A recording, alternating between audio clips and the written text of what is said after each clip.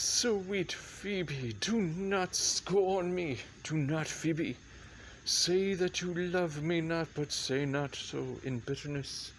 The common executioner, whose heart the accused sight of death makes hard, falls not the axe upon the humbled neck, but first begs pardon.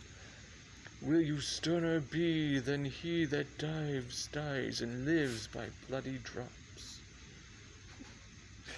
I would not be thy executioner, I fly thee, for I would not injure thee. Thou tellest me there is murder in mine eye. 'Tis pretty sure and very probable that eyes that are the frailest and softest things, who shut their coward gates on atomies, should be called tyrants, butchers, murderers. Now I do frown on thee with all my heart, and if mine eyes can wound, now let them kill thee, now counterfeit to swound. Why now fall down? Or if thou canst not, oh, for shame lie not, to say mine eyes are murderers. Now show the wound mine eye hath made in thee. Scratch thee but with a pin, and there remains some scar of it. Lean upon a rush, the cicatrice and capable impressure thy palm some moment keeps. But now mine eyes, which I have darted at thee, hurt thee not, nor I am sure there is no force in eyes that can do hurt.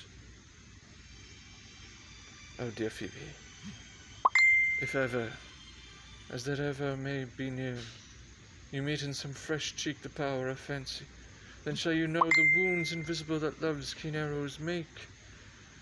But till that time, come thou not near me, and when that time comes, afflict me with thy mocks, pity me not, as till that time I shall not pity thee. And why, I pray you, who might be your mother, that you exulting all at once over the wretched? What though you have no beauty, as for by my faith I see no more in you than without candle may go dark to bed? Must you be therefore proud and pitiless? Why, what means this? Why do you look on me? I see no more in you than in the ordinary of nature's sail work. Odds my little life, I think she means to tangle my eyes too.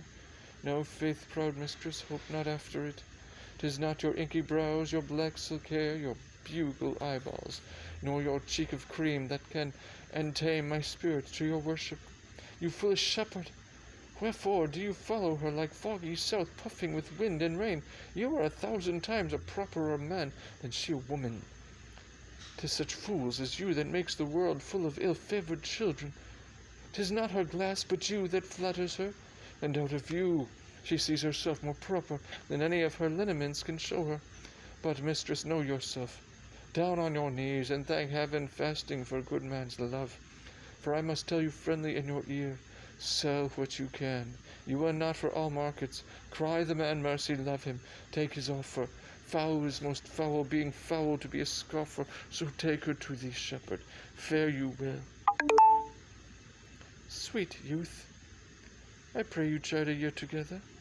I'd rather hear you chide than this man woo. He's fallen in love with your foulness, and she'll fall in love with my anger, if it be so. As fast as she answers thee with frowning looks, I'll sauce her with bitter words. Why look you so upon me? For no ill will I bear you.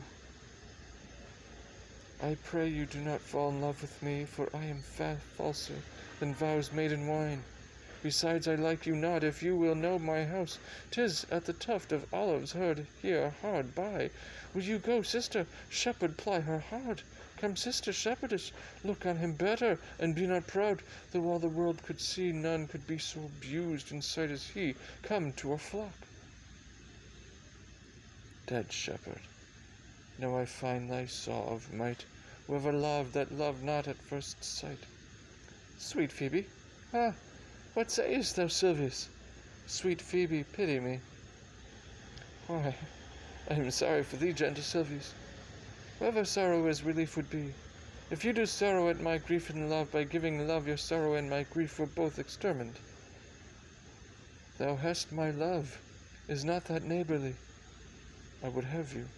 Why, that were covetousness, Silvius, the time was that I hated thee, and yet it is not that I bear thee love, but since that thou canst talk of thee so well, thy company, which erst was irksome to me, I will endure, and I'll employ thee too, but do not look for further recompense in thine own gladness that thou art employed.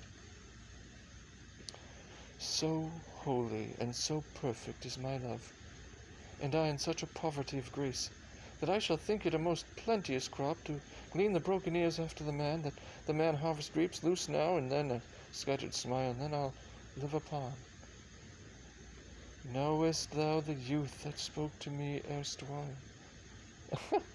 Not very well, but I have met him oft, as he hath brought to the cottage in the bounds that the old Carlot once was master of.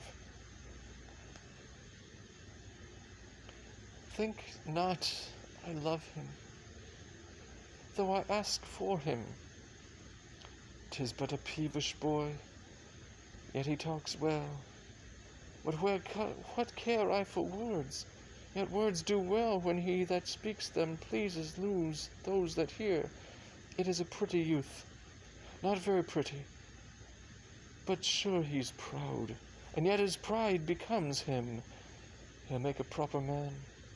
The best thing in him is his complexion, and faster than his tongue did make offence, his eye did heal it up. He is not very tall, yet for his years he's tall. His leg is but so, and yet 'tis well. There was a pretty redness in his lip, a little riper and most lusty red than that mixed in his cheek. 'Twas just the difference betwixt the constant red and mingled damask. There be some women, Silvius, had they marked him in parcels as I did, would have gone near to fall in love with him. But for my part I love him not, nor hate him not. And yet I have more cause to hate him than to love him, for what had he to do to chide at me? He said mine eyes were black and my hair black, and now I am remembered, scorned at me. I marvel why I answered not again. But that's all one. Omittance is no quittance. I'll write to him a very taunting letter, and thou shalt bear it. Wilt thou, Silvius? Phoebe, with all my heart. I'll write it straight. The matter's in my head and in my heart. I will be bitter with him and passing short. Go with me, Silvius.